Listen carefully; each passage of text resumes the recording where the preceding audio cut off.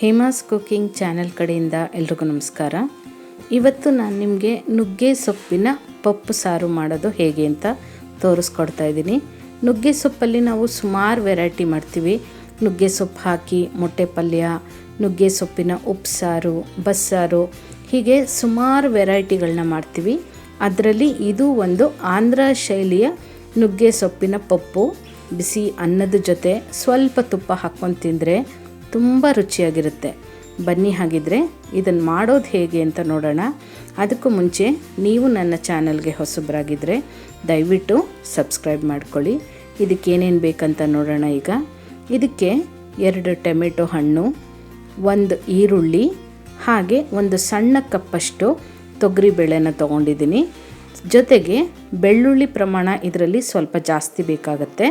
ಸ್ವಲ್ಪ ಹುಣಸೆಹಣ್ಣು, ಖಾರಕ್ಕೆ ತಕ್ಕನಾಗಿ ಹಸಿಮೆಣಸಿನ್ಕಾಯಿ ಬೇಕಾಗತ್ತೆ. ಜೊತೆಗೆ 1 ದೊಡ್ಡ ಬಟ್ಲಷ್ಟು ನುಗ್ಗೆ ಸೊಪ್ಪನ್ನು ತಗೋಬೇಕು. ಆದಷ್ಟು ನುಗ್ಗೆ ಸೊಪ್ಪು ಎಳೆದಿದ್ದರೆ ಒಳ್ಳೆಯದು. ಈಗ ನಾನು ತೊಗರಿಬೇಳೆನ ತೊಳೆದು ಇಟ್ಕೊಂಡಿದ್ದೀನಿ ಕುಕ್ಕರಲ್ಲಿ. ಇದಕ್ಕೆ ಏನೇನು ಬೇಕಂತ ನೋಡೋಣ. ಇದಕ್ಕೆ ಹೆಚ್ಚಿಟ್ಕೊಂಡಂಥ ಹಸಿಮೆಣಸಿನ್ಕಾಯಿ, ಹಾಗೆ ಹೆಚ್ಚಿಟ್ಕೊಂಡಂಥ ಟೊಮೆಟೊ, ಬೆಳ್ಳುಳ್ಳಿ ಮತ್ತು ಹುಣಸೆ ಹಣ್ಣನ್ನು ಸೇರಿಸ್ಕೋಬೇಕಾಗತ್ತೆ. ಈ ರೀತಿ ಟೊಮೆಟೊ ಎಲ್ಲ ಸಣ್ಣದಾಗಿ ಹೆಚ್ಚಿಬಿಟ್ಟು ಹಾಕ್ಕೊಂಡಾಗ ಬೇಯೋದಕ್ಕೆ ನಿಮಗೆ ಅನುಕೂಲ ಆಗುತ್ತೆ. ಜೊತೆಗೆ ಹುಣಸೆಹಣ್ಣು ಕೂಡ ನಿಮಗೆ ಸಾರಿನಲ್ಲಿ ಹುಳಿಯಾಗಿ ಒಳ್ಳೆ ಟೇಸ್ಟ್ ಕೊಡುತ್ತೆ. ಈಗ ತೊಳೆದಿಟ್ಕೊಂಡಂಥ ನುಗ್ಗೆ ಸೊಪ್ಪನ್ನು ಹಾಕ್ಕೋಬೇಕು. ನುಗ್ಗೆ ಸೊಪ್ಪು ಆರೋಗ್ಯಕ್ಕೆ ತುಂಬಾ ಒಳ್ಳೆಯದು. ಇದರಲ್ಲಿ ಹೇರಳವಾಗಿ ನಿಮಗೆ ಕಬ್ಬಿಣದ ಅಂಶ ಇರೋದ್ರಿಂದ ಆಗಾಗ ನುಗ್ಗೆ ಸೊಪ್ಪನ್ನ ತಿನ್ನೋದು ದೇಹಕ್ಕೆ ತುಂಬ ಒಳ್ಳೆಯದು. ಇದಕ್ಕೆ 1 ಟೀ ಸ್ಪೂನಷ್ಟು ಎಣ್ಣೆ ಹಾಕ್ಕೋಬೇಕು.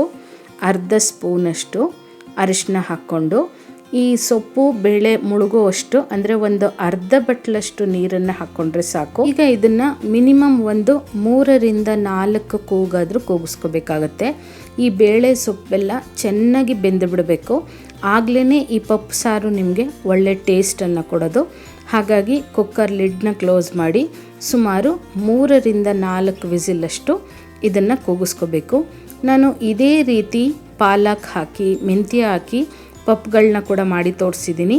ಅದರ ಲಿಂಕನ್ನು ಬೇಕಿದ್ರೆ ನಾನು ಡಿಸ್ಕ್ರಿಪ್ಷನ್ ಬಾಕ್ಸಲ್ಲಿ ಕೊಟ್ಟಿರ್ತೀನಿ, ಒಂದು ಸರಿ ಚೆಕ್ ಮಾಡ್ಕೊಳ್ಳಿ. ಈಗ ಕುಕ್ಕರ್ ಕೂಗಿ ತಣ್ಣಗಾಗಿದೆ, ಸೊಪ್ಪು ಎಲ್ಲ ಚೆನ್ನಾಗಿ ಬೆಂದಿದೆ. ಈಗ ಇದನ್ನು 1 ಸೌಟು ಅಥವಾ ಈ ರೀತಿ ಸ್ಮ್ಯಾಶರ್ ಸಹಾಯದಿಂದ ಚೆನ್ನಾಗಿ ಇದನ್ನು ಮಸ್ಕೋಬೇಕಾಗತ್ತೆ. ಯಾವುದೇ ಕಾರಣಕ್ಕೂ ಮಿಕ್ಸಿಗೆ ಹಾಕ್ಕೊಳ್ಳೋದು ಬೇಡ. ಮಿಕ್ಸಿಗೆ ಹಾಕ್ಕೊಂಡ್ರೆ ಟೇಸ್ಟ್ ಚೆನ್ನಾಗಿರಲ್ಲ. ಹಾಗಾಗಿ ಈ ರೀತಿಯೇ ನೀವು ಸ್ಮ್ಯಾಶ್ ಮಾಡ್ಕೋಬೇಕಾಗತ್ತೆ. ಹಾಗೆ ಸುಮಾರು ಜನ ಈ ಕುಕ್ಕರ್ ಬಗ್ಗೆ ಕೇಳಿದ್ರಿ. ಇದು ವಿನೋದ್ ಬ್ರ್ಯಾಂಡಿನ stainless steel cooker, 1.5 litre capacity ಇರೋವಂಥದ್ದು. ಈಗ ಮನೆಯಲ್ಲಿ ಸುಮಾರು 3 ರಿಂದ 4 ಜನ ಇದ್ದೀರಿ ಅಂತ ಅಂದರೆ ಇದರಲ್ಲಿ ಸಾರನ್ನು ಮಾಡ್ಕೋಬೋದು. ಸುಮಾರು 1.25 ಪಾವಷ್ಟು ಅಕ್ಕಿ ಕೂಡ ಇದರಲ್ಲಿ ನೀಟಾಗಿ ಅನ್ನ ಮಾಡ್ಕೋಬೋದು ನೀವು. ತುಂಬ ಚೆನ್ನಾಗಿದೆ. ಇದರ ಲಿಂಕನ್ನು ಬೇಕಿದ್ರೆ ನಾನು ಅಮೆಝಾನ್ದು ಹಾಕಿರ್ತೀನಿ ಡಿಸ್ಕ್ರಿಪ್ಷನ್ ಬಾಕ್ಸಲ್ಲಿ, ಒಂದು ಸರಿ ಚೆಕ್ ಮಾಡ್ಕೊಳ್ಳಿ. ಅದ್ರ ಥ್ರೂ ನೀವು ಪರ್ಚೇಸ್ ಕೂಡ ಮಾಡ್ಕೋಬೋದು. ಈಗ ಸ್ಮ್ಯಾಶ್ ಮಾಡಿದ್ದೆಲ್ಲ ಆಗಿದೆ. ಇದಕ್ಕೆ ರುಚಿಗೆ ತಕ್ಕಷ್ಟು ಉಪ್ಪನ್ನು ಹಾಕ್ಕೋಬೇಕು.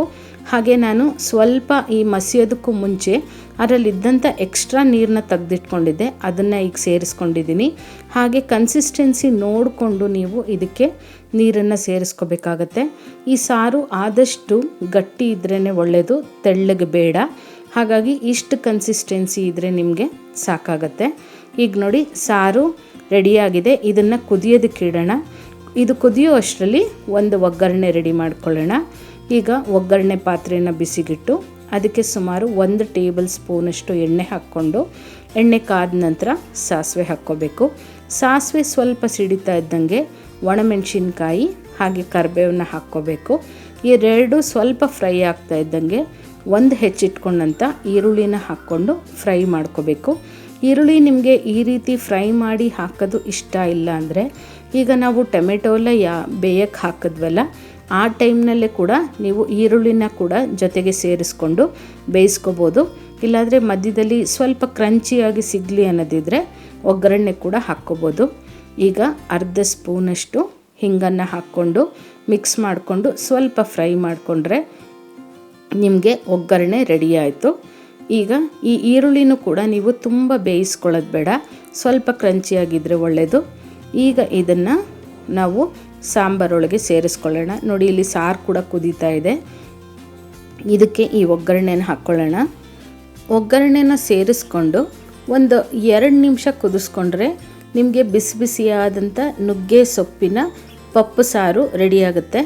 ಇದು ಮುದ್ದೆ ಜೊತೆಗೆ, ಬಿಸಿ ಬಿಸಿ ಅನ್ನದ ಜೊತೆಗಂತೂ ತುಂಬ ಚೆನ್ನಾಗಿರುತ್ತೆ. ಒಂದು ರೀತಿ ಹೇಳಿ ಮಾಡಿಸಿದ್ದಂತಲೇ ಹೇಳ್ಬೋದು. ಹಾಗೆ ಆರೋಗ್ಯ ದೃಷ್ಟಿಯಿಂದ ಒಳ್ಳೆಯದಿರೋದ್ರಿಂದ ಒಂದು ಸರಿ ಆದರೂ ಮಾಡ್ಕೊಂಡು ತಿನ್ಬೋದಲ್ವ. ಇವತ್ತು ನಿಮಗೆ ನಾನು ಮಾಡಿರೋವಂಥ ಈ ವಿಧಾನ ಇಷ್ಟ ಆದರೆ ನೀವು ಮನೆಯಲ್ಲಿ ಟ್ರೈ ಮಾಡಿ.